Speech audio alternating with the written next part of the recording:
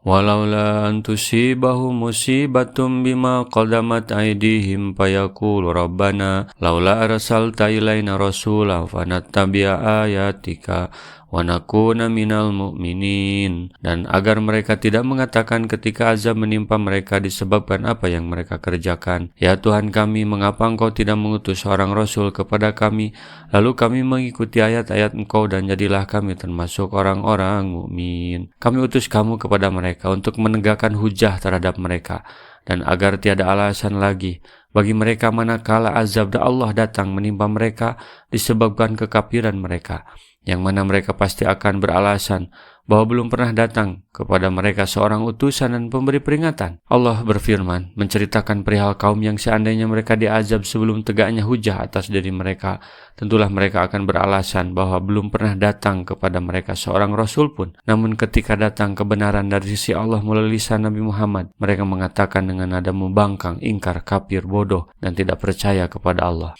Falamma ja'ahumul haqqu min indina qalu laula utiya mislama utiya Musa awalam yakfuru bima utiya Musa min qablu qalu sihrani tadahhara wa qalu inna bikullin kafirun. Maka tatkala datang kepada mereka kebenaran dari sisi kami, mereka berkata, mengapakah tidak diberikan kepadanya Muhammad seperti yang telah diberikan kepada Musa dahulu? Dan bukankah mereka itu telah ingkar juga kepada apa yang diberikan kepada Musa dahulu? Mereka dahulu telah berkata, Musa dan Harun adalah dua ahli sihir yang bantu-membantu, dan mereka juga berkata, sesungguhnya kami tidak mempercayai masing-masing mereka itu. Mereka bermaksud hanya Allah yang Maha mengetahui.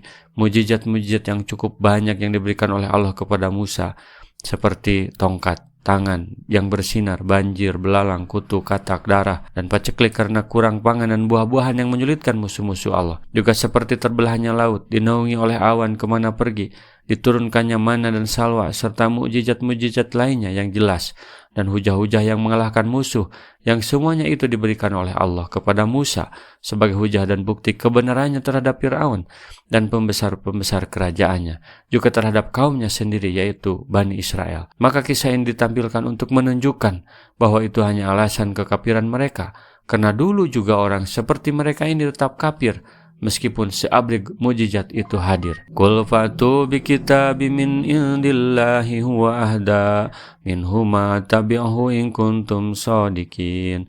Katakanlah, datangkanlah olehmu sebuah kitab dari sisi Allah, yang kitab itu lebih dapat memberi petunjuk daripada keduanya, Taurat dan Al-Quran.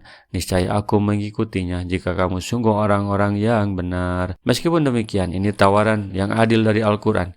Jika memang ada kitab suci selain Al-Quran dan Taurat yang lebih memberi petunjuk kepada kebenaran, datangkanlah, maka kita akan mengikutinya. Waraqah ibn Naufal telah mengatakan, malaikat Jibril inilah yang pernah diturunkan kepada Musa, dan merupakan hal yang telah dimaklumi sejak daruri bagi semua orang yang berakal bahwa Allah tidaklah menurunkan suatu kitab dari langit di antara kitab-kitab yang Dia turunkan kepada nabi-nabinya dalam bentuk yang lebih sempurna, lebih mencakup, lebih fasih, lebih besar, dan lebih mulia selain dari Alkitab Al-Quran yang diturunkan kepada Nabi Muhammad SAW. Wa ilam yastajibu laka falam annama yatabi'una ahwa'ahum wa man adallu mimman ittaba'a hawahu bighairi huda minallah innallaha la yahdil qaumal dhalimin. Maka jika mereka tidak menjawab tantanganmu, ketahuilah bahwa sungguhnya mereka hanyalah mengikuti hawa nafsu mereka belaka, dan siapakah yang lebih sesat daripada orang yang mengikuti hawa nafsunya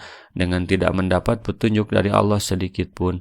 Sesungguhnya Allah tidak memberi petunjuk kepada orang-orang yang zalim. Jika mereka tidak mampu menunjukkan alasan yang jelas di tengah-tengah terang benderangnya penjelasan dari Al-Quran, berarti mereka menolak dakwah bukan karena kebenaran, melainkan karena ada kepentingan hawa nafsu. Ya sudah, pengikut hawa nafsu itu adalah orang-orang yang paling sesat di dunia. Orang-orang ini tidak akan bisa dibawa bicara untuk menuju ke arah kebenaran. Walaqad wazzalna lahumul qawla la'allahum yatadakkarun. Dan sesungguhnya telah kami turunkan berturut-turut perkataan ini, Al-Quran, kepada mereka agar mereka mendapat pelajaran.